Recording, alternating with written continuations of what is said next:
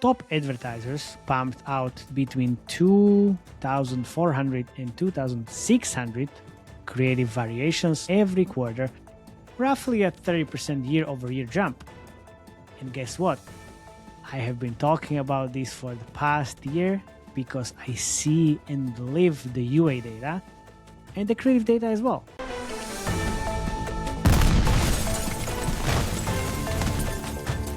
Two and a Half Gamers exclusive.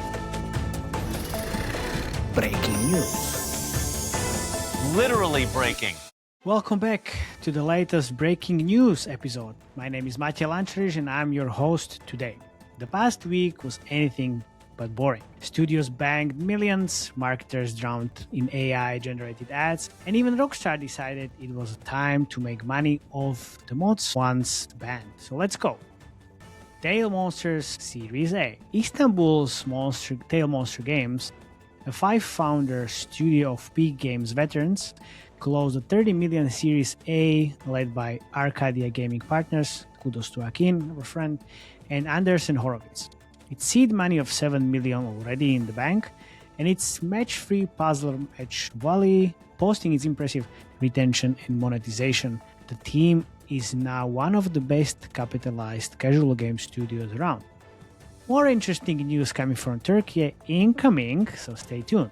CEO İrem Sumer says the goal is to deliver deeper, more sophisticated gameplay that meets the rising expectation of mobile gamers. Obvious. Investors praise the team for doing more than just following a template and copying other gaming studios. Hyderabad-based Liquid Nitro Games snagged 0.1 million in Series A funding from North Point Capital and Nexus Venture Partners. The studio positions itself as a live services partner that uses AI to tailor gameplay and progression on the fly.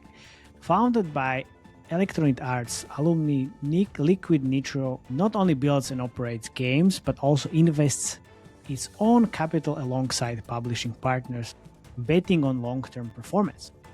The new funds will expand its proprietary AI platform and global footprint. With a name like Nitro or Liquid Nitro, you would expect energy drinks, right? Not game analytics. AppsFlyer dropped its annual report showing just how crowded mobile game advertising has become.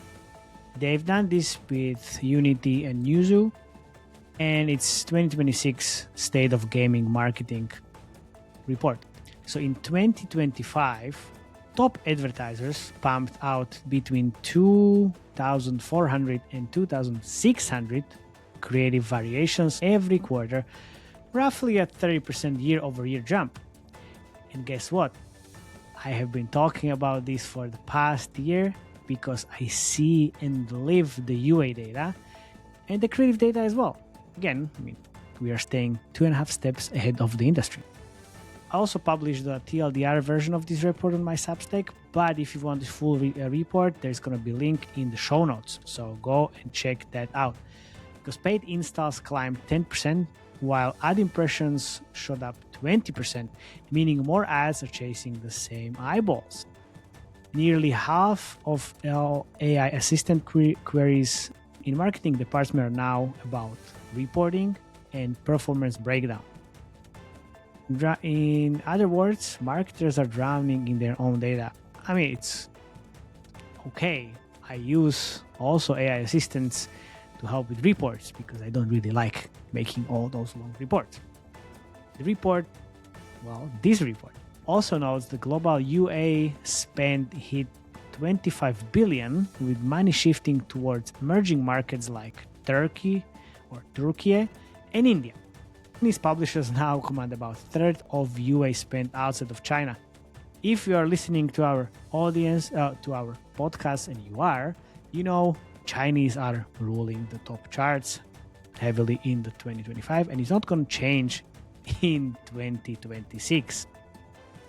The Game Developers Conference introduced a Luminary speaker series for its March 2026 festival in San Francisco.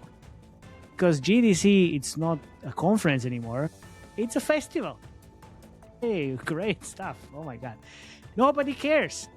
This 3-day program is pitched at senior decision makers and will tackle macro trends such as emerging platforms, AI, ecosystems, and cultural shifts. Confirmed speakers from Google, Mattel, Nvidia, Bandai Namco, Savvy Games, and Lightspeed Ventures. Session includes fireside chat with Savvy CEO Brian Ward and AI Trends and Futures panel featuring Nvidia and Google DeepMind leads. The catch?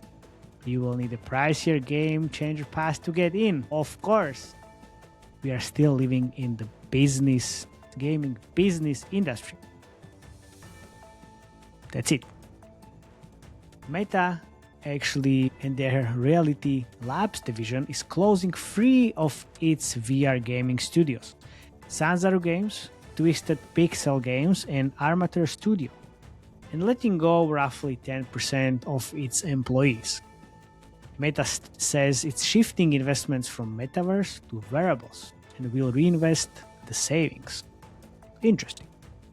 These studios produced acclaimed titles like Asgard's Wrath, Deadpool VR, and Resident Evil 4 VR. The shutdown underscores the company's broader retreat from full-blown metaverse ambitions. Oh shit, Sherlock. Rockstar rolled out the Marketplace, which is an official store for mods on GTA 5 and Red Dead Redemption 2 roleplay servers. The Marketplace launched with around 16 creator-made mods and plans to add more. While some mods remain free, premium offerings such as Theme Park DLC cost about $130, and creator bundles can fetch close to $400. It's notable pivot given Rockstar once deemed these servers unauthorized but later acquired CFX RE and embraced the community. Valve says the upcoming Steam machine will have looser verification requirements than the Steam Deck. Any game verified on the Steam Deck will automatically qualify for Steam machine status. The company is also introducing a Steam controller pack to improve wireless pairing and reduce interference. The philosophy is it just works. Aiming to make PC gaming feel more like a console game, minus the cable spaghetti. Ubisoft confirmed it laid off 29 employees at its Abu Dhabi studio after shelving projects to focus on Growtopia.